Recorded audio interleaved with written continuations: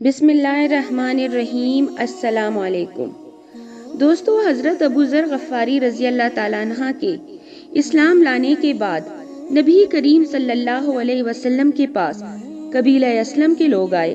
انہوں نے آپ سے عرض کیا، اے اللہ کے رسول، ہم بھی اس بات پر مسلمان ہوتے ہیں جس پر ہمارے بھائی قبیلہ غفار کے لوگ مسلمان ہوئے۔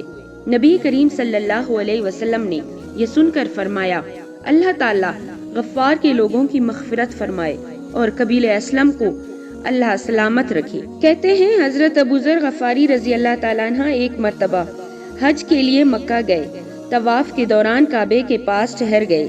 لوگ ان کے چاروں طرف جمع ہو گئے۔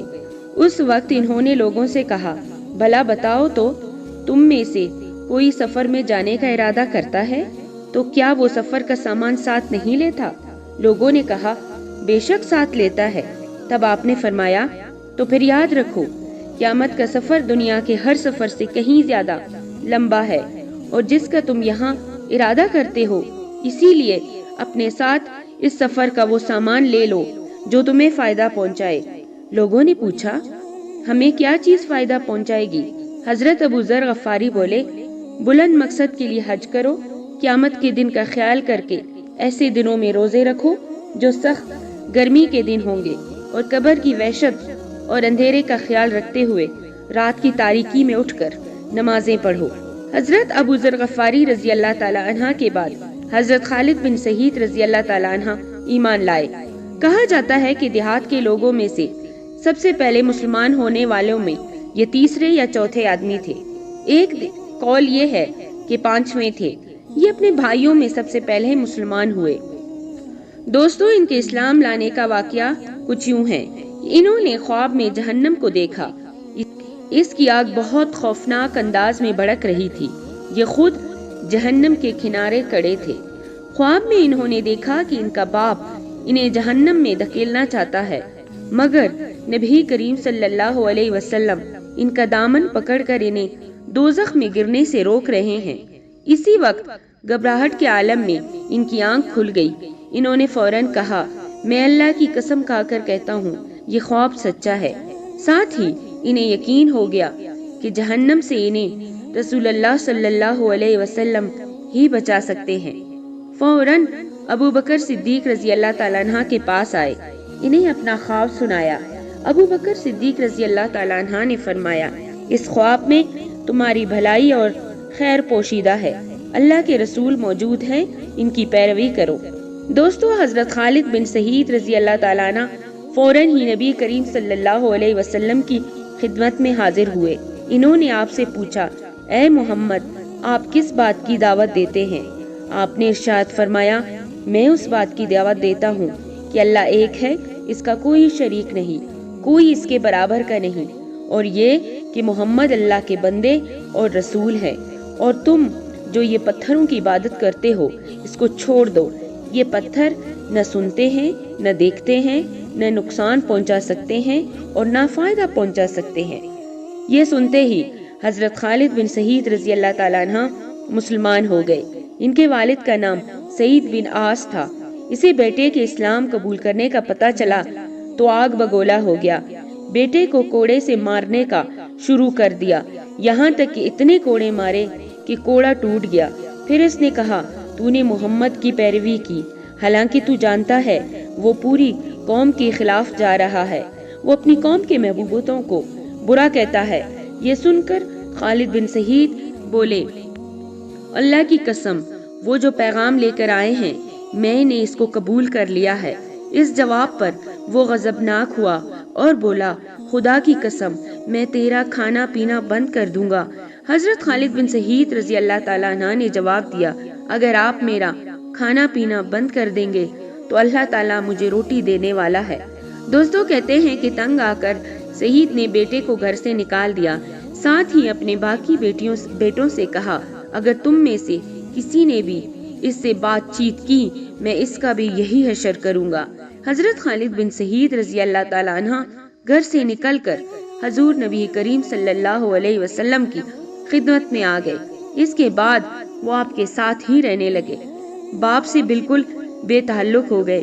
یہاں تک کہ جب مسلمانوں نے کافروں کے مظالم سے تنگ آ کر حبشہ کی طرف ہجرت کی تو یہ ہجرت کرنے والوں میں سے پہلے آدمی تھے۔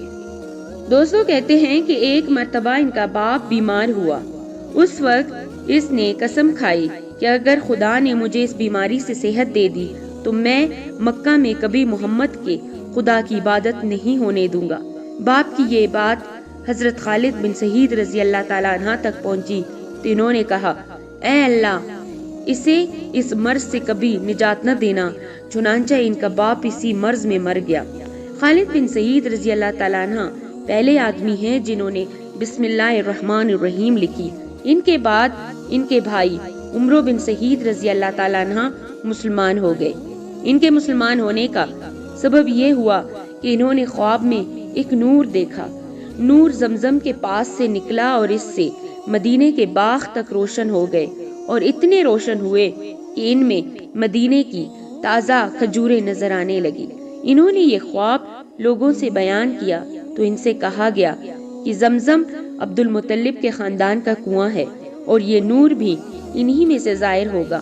پھر جب ان کے بھائی خالد رضی اللہ تعالیٰ عنہ مسلمان ہو گئے تو انہیں خواب کی حقیقت نظر آنے لگی، چنانچہ یہ بھی مسلمان ہو گئے۔ ان کے علاوہ سعید کی اولاد میں سے ریان اور حکم بھی مسلمان ہوئے۔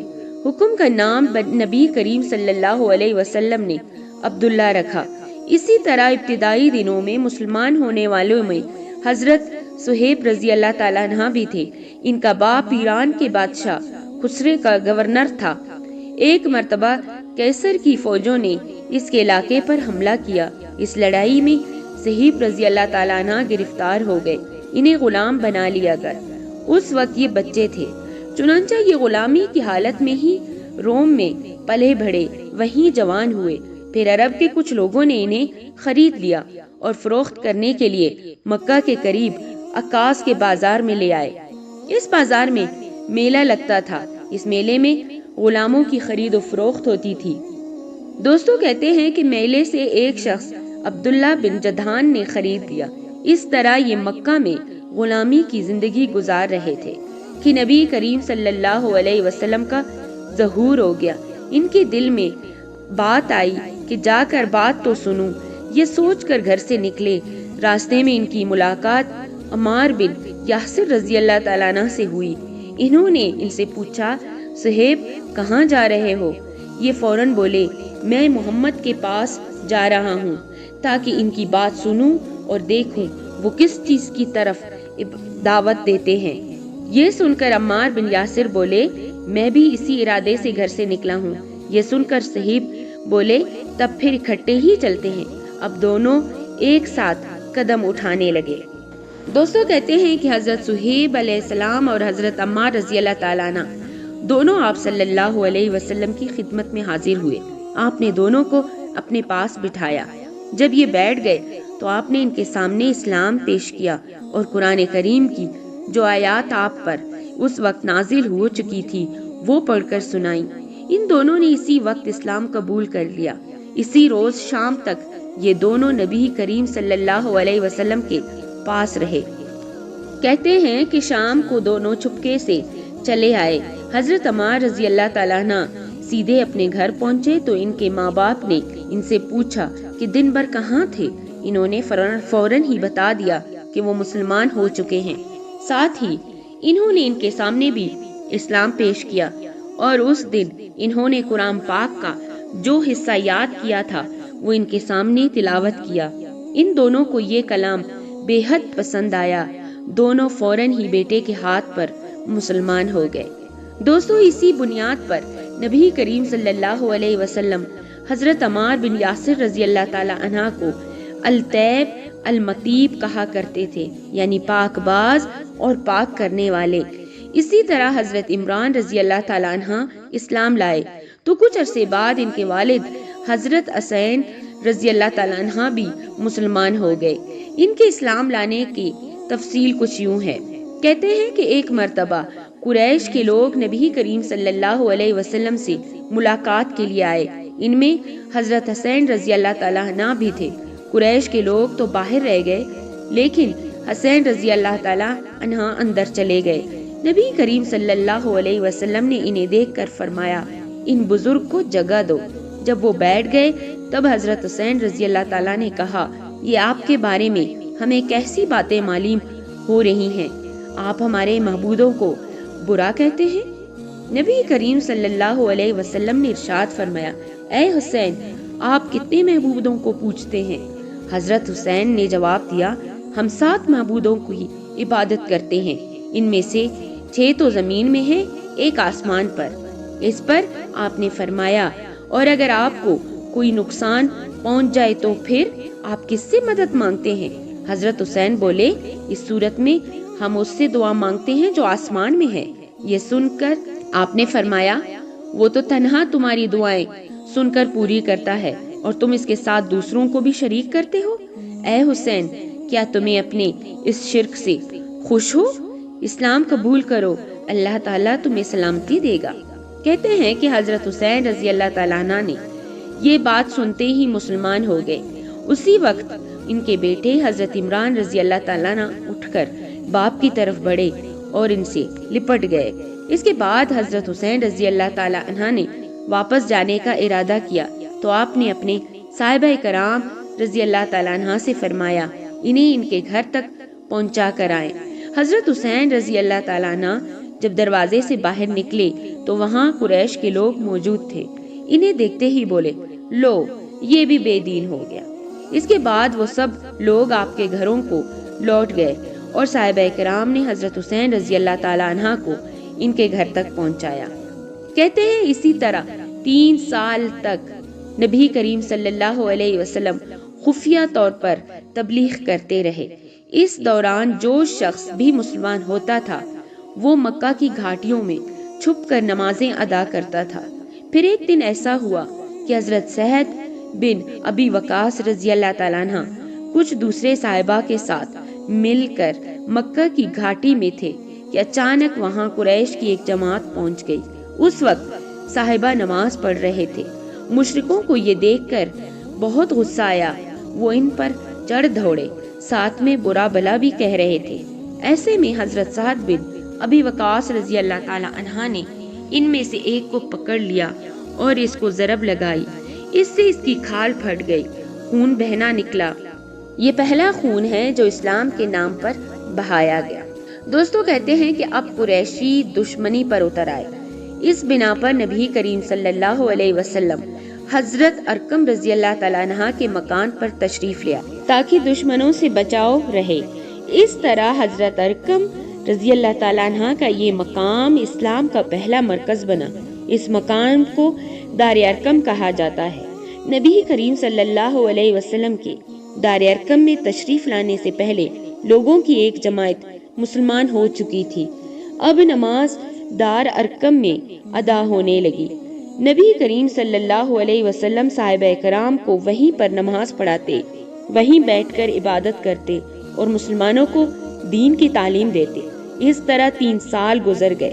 پھر اللہ تعالیٰ نے آپ کو اعلانیہ تبلیغ کا حکم فرمایا۔ اعلانیہ تبلیغ کی ابتدا بھی دار ارقم سے ہوئی۔ پہلے آپ یہاں خفیہ طور پر دعوت دیتے رہے تھے، یہاں تک کہ اللہ تعالیٰ نے سورہ الحشر میں آپ کو حکم فرمایا اور آپ اپنے نزدیک کے اہل خاندان کو ڈرائیے۔ یہ حکم ملتے ہی آپ کافی پریشان ہوئے، یہاں تک کہ آپ کی پھوپھیوں نے خیال کیا کہ آپ کچھ بیمار ہیں، چنانچہ وہ آپ کی بیماری پر سے کے لیے آپ کے پاس آئیں۔ تب آپ نے ان سے فرمایا میں بیمار نہیں ہوں، بلکہ مجھے اللہ تعالیٰ نے حکم دیا ہے کہ میں اپنے قریبی رشتہ داروں کو آخرت کے عذاب سے ڈراؤں، اس لیے میں چاہتا ہوں کہ تمام بنی عبد المطلب کو جمع کروں اور انہیں اللہ کی طرف آنے کی دعوت دوں۔ دوستو کہتے ہیں کہ یہ سن کر آپ کی پھوپھیوں نے کہا ضرور جمع کریں، مگر ابو لہب کو نہ بلائیے گا کیونکہ وہ ہرگز آپ کی بات نہیں مانے گا۔ ابو لہب کا دوسرا نام عبد العزی تھا، یہ آپ کا چچا تھا اور بہت خوبصورت تھا مگر بہت سنگ دل اور مغرور تھا۔ کہتے ہیں دوسرے دن نبی کریم صلی اللہ علیہ وسلم نے بنی عبد المطلب کے پاس دعوت بھیجی۔ اس پر وہ سب آپ کے ہاں جمع ہو گئے۔ ان میں ابو لہب بھی تھا۔ اس نے کہا یہ تمہارے چچا اور ان کی اولادیں جمع ہیں، تم جو کچھ کہنا چاہتے ہو کہو اور اپنی بے دینی کو چھوڑ دو، ساتھ ہی تم یہ بھی سمجھ لو کہ تمہاری قوم میں یعنی ہم میں اتنی طاقت نہیں ہے کہ تمہاری خاطر سارے عربوں سے دشمنی لے سکے، لہٰذا اگر تم اپنے معاملے پر اڑے رہے تو خود تمہارے خاندان والوں ہی کا سب سے زیادہ فرض ہوگا کہ تمہیں پکڑ کر قید کرے، کیونکہ قریش کے تمام خاندان اور قبیلے تم پر چڑھ دوڑیں، اس سے تو یہی بہتر ہوگا کہ ہم ہی تمہیں قید کر دیں۔ اور میرے بھتیجے، حقیقت یہ ہے کہ تم نے جو چیز اپنے رشتہ داروں کے سامنے پیش کی ہے، اس سے بدتر چیز کسی اور شخص نے آج تک پیش نہیں کی ہوگی۔ کہتے ہیں آپ صلی اللہ علیہ وسلم نے اس کی بات کی طرف کوئی توجہ نہیں فرمائی اور حاضرین کو اللہ کا پیغام سنایا۔ آپ صلی اللہ علیہ وسلم نے فرمایا، اے قریش، کہو اللہ کے سوا کوئی معبود نہیں اور محمد اللہ کے رسول ہیں۔ آپ نے ان سے یہ بھی فرمایا، اے قریش، اپنی جانوں کو جہنم کی آگ سے بچاؤ۔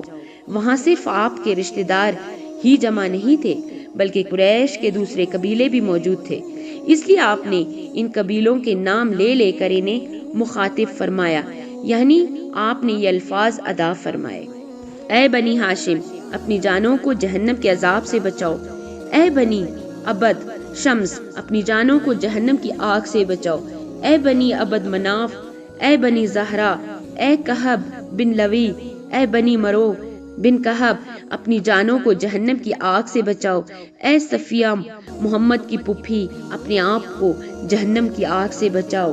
ایک روایات کے مطابق آپ نے یہ الفاظ بھی فرمائے، نہ میں دنیا میں تمہیں فائدہ پہنچا سکتا ہوں، نہ آخرت میں کوئی فائدہ پہنچانے کا اختیار رکھتا ہوں، سوائے اس صورت کے کہ تم کہو لا الہ الا اللہ۔ چونکہ تمہاری مجھ سے رشتہ داری ہے، اس لیے اس کے بھروسے پر کفر اور شرک کے اندھیروں میں گم نہ رہنا۔ اس پر ابو لہب آگ بگولا ہو گیا، اس نے تلملا کر کہا، تو ہلاک ہو جائے، کیا تو نے ہمیں اسی لیے جمع کیا تھا؟